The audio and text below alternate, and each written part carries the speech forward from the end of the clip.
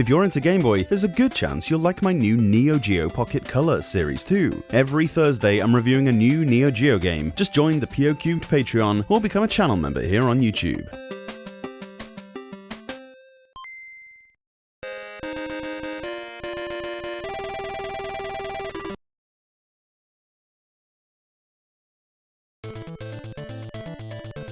Kesamaru's girl has been whisked off to a spooky old castle, and you, the eponymous ninja, must go save her. This is a panel flipping game similar to something like Dexterity, but with a bit more depth than that. Somewhere within each screen there will be hidden a chest holding a key. It's underneath a tile, so you need to flip them to look for it. Once located, you'll need to also find the door that it goes in. A bit of a Boomer's Adventure vibe, but much more compelling and considerably less frustrating. The controls are simple. A flips the panels directly in front and behind you as long as they're able to be flipped. If they're white, you can step on them. Some will turn grey when you flip them and are then impassable until you turn them back over. Some have a darker square on them. These act as permanent walls that you cannot flip at all.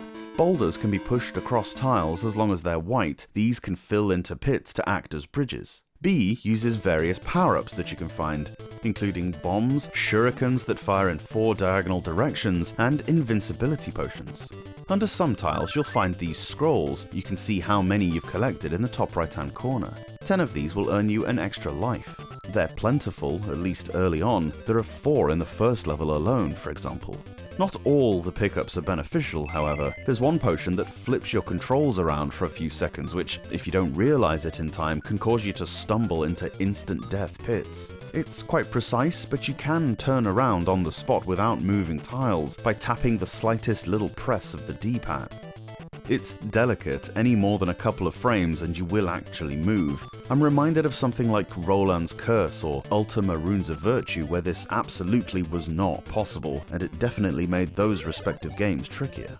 Presentation-wise, Panel no Ninja Kesamaru is quite excellent. Each tile is detailed effectively, and the sound is decent, if not exactly remarkable. The real appeal of this title is the puzzle aspect of it. Each level, of which there are 42, is solved in an interesting way with a very well-considered difficulty curve.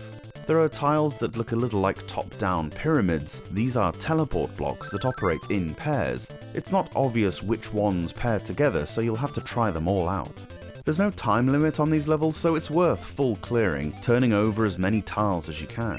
You can die by falling into pits, getting zapped by lasers, impaled by arrows, or getting touched by enemies, but fortunately you should never get into a situation where the level cannot be solved due to a false move. The boulders that usually conceal the stuff you need to find can't only be turned into bridges, you can also block the lasers or automatically firing arrows, or even the enemies at times. So, an offspring of both Dexterity and Boomer's Adventure in Asmic World, but one that surpasses both of them. Finding the keys is not nearly as frustrating or slow-paced as in the latter, and the addition of the fantastic puzzler level layouts makes Kesamaru much more compelling than the former.